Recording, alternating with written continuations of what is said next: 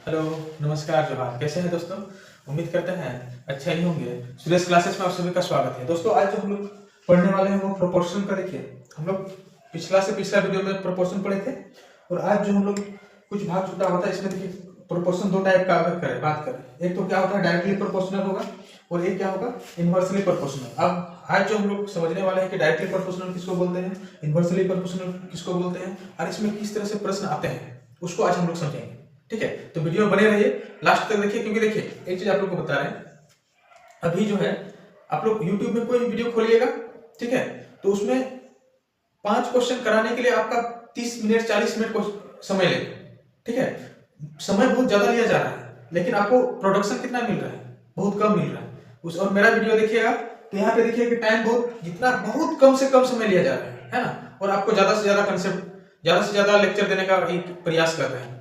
ठीक है, चलिए अब यहाँ पे देखिए हम लोग समझते हैं डायरेक्टली प्रोपोर्शनल किसको बोलते हैं और इनवर्सली प्रोपोर्शनल किसको बोलते हैं। डायरेक्टली प्रोपोर्शनल को समझने की कोशिश करते हैं। यहाँ पे देखिए डायरेक्टली प्रोपोर्शनल का मतलब होता है, मान लीजिए दो नंबर ए और बी, ए बी से अगर डायरेक्टली प्रोपोर्शनल है, ठीक है, यहाँ पे समझिए ए बी से अगर डायरेक्टली प्रोपोर्शनल है इसका मतलब क्या है। इनवर्सली प्रोपोर्शनल का मतलब उल्टा, ए और बी में जो संबंध होगा वो उल्टा संबंध होगा, इनवर्सली प्रोपोर्शनल है।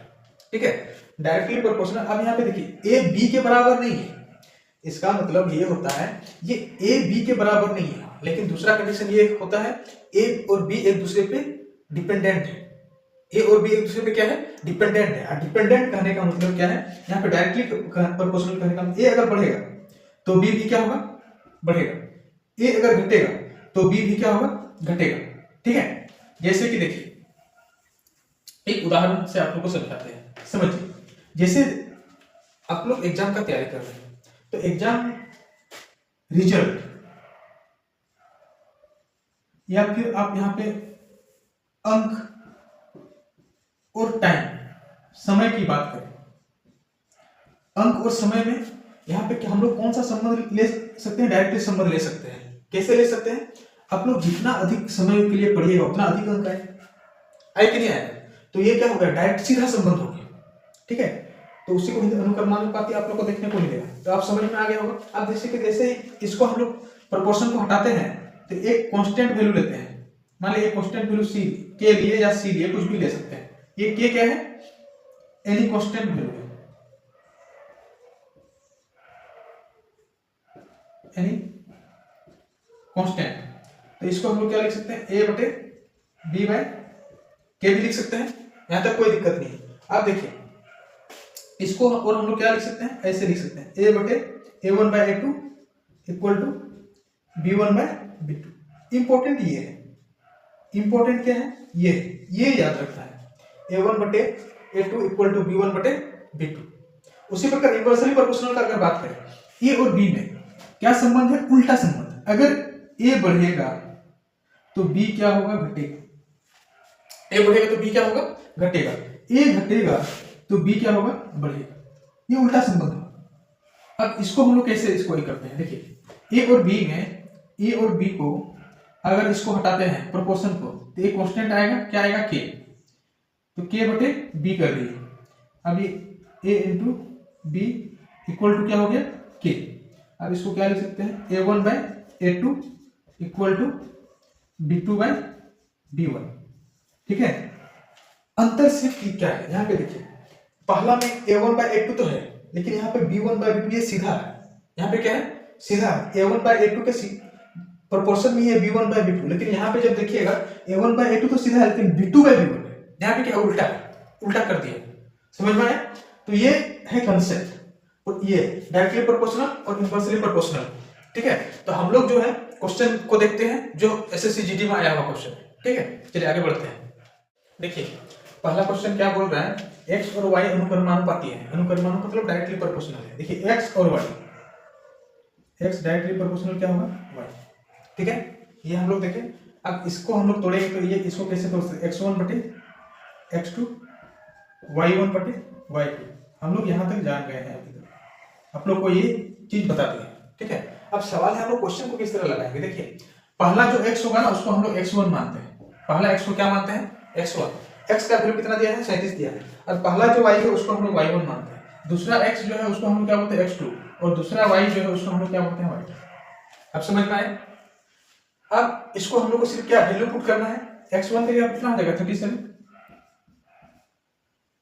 x2 की जगह कितना हो जाएगा 16, y1 की जगह कितना हो जाएगा 92.5, और y2 की जगह पे तो हम लोग को निकालना है। अब यहाँ पे देखिए दोस्तों, इसको सॉल्व करने का दो तरीका होता है। एक तो क्रॉस मल्टीप्लिकेशन कीजिए, वो तो करेंगे, लेकिन पहले इसको दशमलव को हटाएंगे तो नीचे क्या आएगा 10 आएगा, नीचे क्या आया 10 है। अब यहाँ पे देखिए 5 से इसको काटेंगे, 5 गुना 10, ये 5 एकम 5 बचेगा 4, 5 अट्ठी 40, 25 25, ये 2 से इधर कटा, ये 8 बार, कितना बार में कटा 8 बार। इसके बाद अब यहाँ पे देखिए ये 37 से कटेगा, कितना बार में कटेगा 5 बार में कटेगा। 37 से कितना बार में, 37 बचे कितना होता है 185। अब यहाँ पे बचा कितना, यहाँ पे बचा सिर्फ y2, तो यहाँ पे 1 बचा है, 1 को y2 के साथ गुना करें तो y2 को, इधर क्या बचा है 8 बचा है और 5 बचा है, तो कितना हो जाएगा 40, y2 बराबर कितना हो जाएगा 40, और ये आंसर हमारा क्या हो जाएगा सी हो जाएगा। समझ में आया कि नहीं आया वो बताइए, समझ में आ गया? अब देखिए अच्छा क्वेश्चन भी आता है, अभी आप लोग को दिखाना चाहिए। अगला क्वेश्चन देखिए, बहुत ही पढ़ने के बाद तो पहले तो समझ में नहीं आएगी बोलना क्या चाह रहा है। अगला क्वेश्चन क्यों पढ़ते हैं, क्वेश्चन नंबर 2 देखिए। क्वेश्चन नंबर 2 क्या बोल रहा है, किसी विद्युत उपकरण की बिजली खपत अनुप्रयुक्त वोल्टता के वर्ग के अनुक्रमानुपाती है। मतलब बोल रहे हैं पावर जो है, यहाँ पे देखिए पावर और वोल्टेज, ये वोल्टेज का क्या है वर्ग है, वोल्टता के, यहाँ पे देखिए वोल्टता के वर्ग है ना, वोल्टेज का जो वर्ग है वो किसका पावर के क्या है डायरेक्टली प्रोपोर्शनल है, ये क्वेश्चन बोल रहा है। अब यहाँ पे देखिए यहाँ पावर है तो यहाँ पे क्या होगा P1 बाय P2 होगा, डायरेक्टली प्रोपोर्शनल होगा। V1 बाय क्या होगा V2 होगा, लेकिन यहाँ वर्ग है तो क्या होगा दोनों में वर्ग होगा। ये चीज समझ में आया कि नहीं? जब ये चीज समझ में आ गया, अब यहाँ पे देखिए इसको कैसे सोल्व करें। पावर देखिए आगे क्या बोल रहा है, यदि उपकरण 120 वोल्ट पर इतना वाट, कितना वाट है इतना वाट है। अब यहाँ पे देखिए P1 कितना दिया हुआ है, P1 ये 150 दिया हुआ है, P2 हम लोग को निकालना है, ठीक है P2 हम लोग को क्या करना है निकालना है। अब यहाँ पे इक्वल कर दीजिए ना, जब ये कर दिए तो यहाँ पे क्या होगा 120 हो जाएगा इधर, और ये कितना हो जाएगा 240। इतना समझ में आया कि नहीं आया? ठीक है, इसको तो हम लोग 1 मानेंगे ना, ये देखिए ये और ये, तो ये V1 और V2 हो जाएगा। अब यहाँ पे इसके साथ क्या है स्क्वायर है, जब स्क्वायर है तो हम लोग 2 बार गुना कर देते हैं 120। यहाँ तक तो कोई दिक्कत नहीं है, जब दिक्कत नहीं तो आप यहाँ पे देखिए दिक्कत होना भी चाहिए। ये 2 बार में कटा 120 गुना 240, 2 बार में कटा। अब ये देखिए यहाँ पे क्या बचा 1, अब 1 बचा तो इधर क्या हो गया P2 इक्वल टू ये यहाँ पे क्या हुआ 4 गुना हो जाएगा इससे, तो 25 15 चौक 60, तो ये कितना हो गया 600 हो गया, इतना वाट हो जाएगा। समझ में आया कि नहीं आया वो बताइए। ठीक है, कुछ नहीं किए, पावर और वोल्टेज का क्या है डायरेक्टली संबंध है। अरे वोल्टेज में क्या बोला वर्ग बोला, वोल्टेज का वर्ग करना, वही सेम चीज की है। ठीक है, और इसका हम लोग निकाल दिए। समझ में आया? चलिए अगला क्वेश्चन की ओर बढ़ते हैं। क्वेश्चन नंबर 3 देखिए, बोला यदि x और x y स्क्वायर का व्युत्क्रमानुपाती है, मतलब x और 1 बटे y स्क्वायर, ये संबंध होगा है ना, x इनवर्सली प्रोपोर्शनल टू 1 बटे y। इसको अगर हम लोग लिखे, पहले इसको हम लोग को लिखना है, अगर इसको लिखेंगे तो क्या हो जाएगा x1 बटे x2 y2 बटे y1। इसको हम लोग ऐसे ही ना लिखेंगे। यहाँ तक समझ में आया कि नहीं है? अब इसके बाद देखिए इसी साल पूछा हुआ, मतलब 2025 में पूछा हुआ क्वेश्चन है। ये इसको क्या मानना है x1 मानना है, ठीक है, इसको क्या मानना है y1 मानना है, दूसरा वाला को क्या मानना है y2 मानना है, इसको क्या मानना है x2 मानना है। ठीक है, अब यहाँ पे देखिए x1 के जगह पे कितना है 78, x2 तो हम लोग को निकालना है, y2 के जगह पे कितना है 2.2, y1 के जगह पे कितना है 11। अब यहाँ पे देखिए इसको हटाइए तो कितना हो जाएगा नीचे 10, ये 2 बार गया, गाड़ दो ना 22, फिर 2 से इसको काटिए, इसको काटेंगे तो कितना होगा 3 दूना 6 9। x2 इक्वल टू हम लोग का जो आंसर आएगा वो तो 390 आएगा, लेकिन यहाँ पे 390 तो ऑप्शन ही नहीं है। अच्छा यहाँ पे देखिए हम लोग गलती क्या किया है, यहाँ पे वर्ग ना है, यहाँ पे देखिए यहाँ पे वर्ग है तो यहाँ पे क्या होगा वर्ग होगा, यहाँ पे क्या होगा वर्ग होगा, ये ना होना है।